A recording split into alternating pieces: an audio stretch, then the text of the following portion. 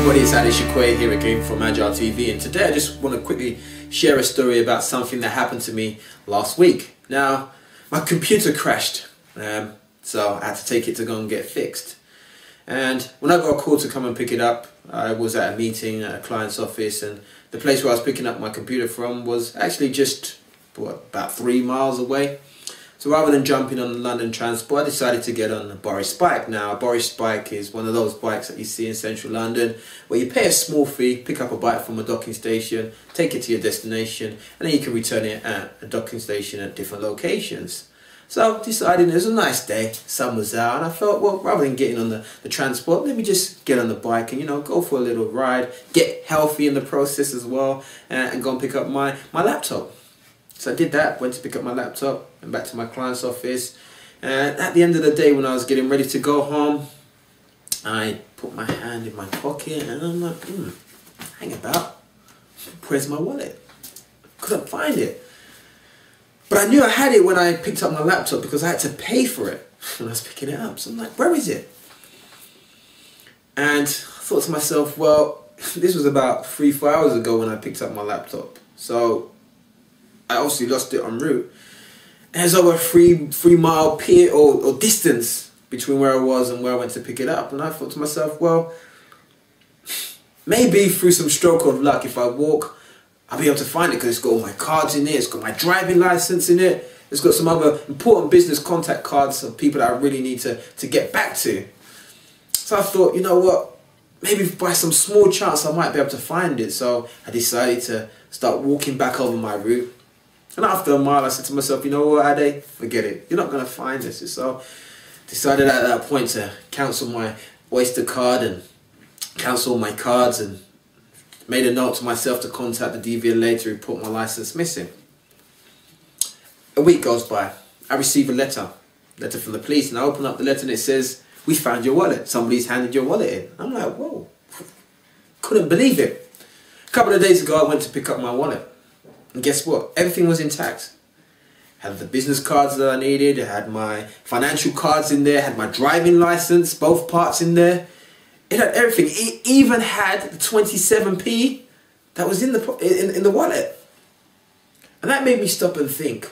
We live at a time in the society, especially when you live in a big city like London, whereby people don't always have the chance to interact with each other, Most people don't know each other, then they do know each other. It's not the small communities of back in the days. And therefore, for me it was like wow, actually somebody had taken the time to pick up my wallet off the floor and actually hand it in to the police station in its actual condition. I'm just like, wow. And it made me realize that, no matter where or how things are, we can still trust in, underneath it all, that, sometimes people will do the right thing.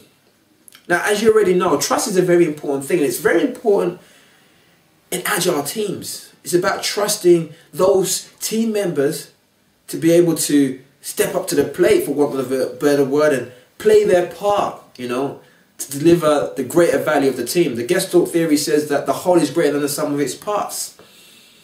And any team player knows that it's not really about them as an individual. It's about the team working as individuals who work together as a collective.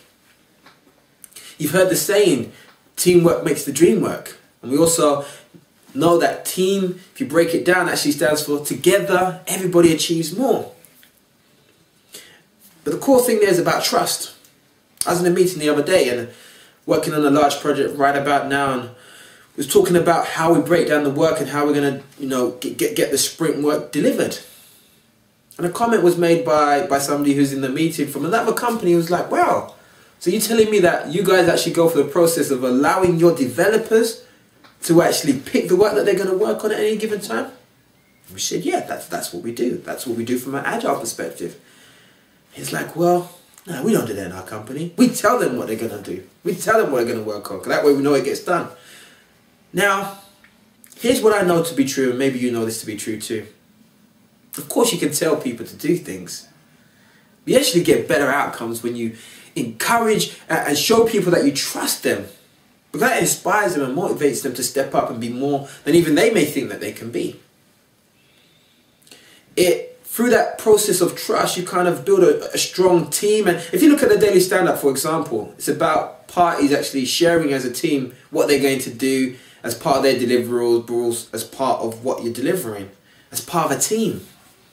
It's kind of accountability to each other. The army as well, you see that the units are made up around teamwork. It's about people looking out for each other's lives. Football, rugby, any of those team sports, it's all about teamwork. It's about the individuals. It's about knowing your team players and trusting that they will do what's required of them. But you've got to be able to give that trust. From an agile perspective, it's important to create that environment of showing individuals that you value them by trusting them and that you believe in them. Because in that way, that's when they feel more empowered and actually going to be more inspired to actually create the outcomes you want. You can also tell people to do what needs to be done, but we all know that sometimes people will just maybe do bare minimum. But actually, when you trust in people and show them that you do, they'll go above and beyond. Over my years, I've been fortunate to do a lot of charity work. Something that I do on a continuous basis. It's my way of giving back to the community, and I've been able to work with young adults and adults alike. And one thing that I found is that when you actually trust in people and show them that you believe in them, even if they don't believe in themselves, something amazing happens.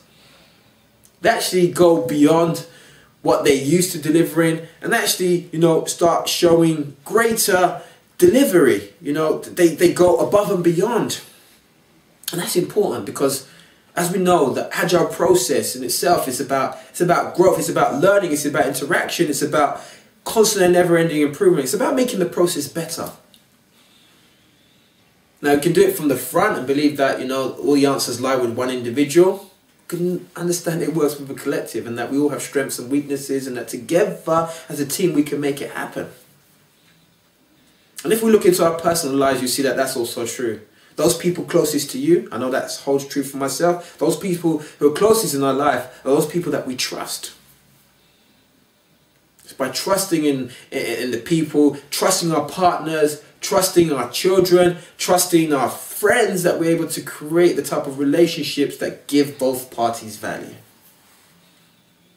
So the thought I just want to leave you with is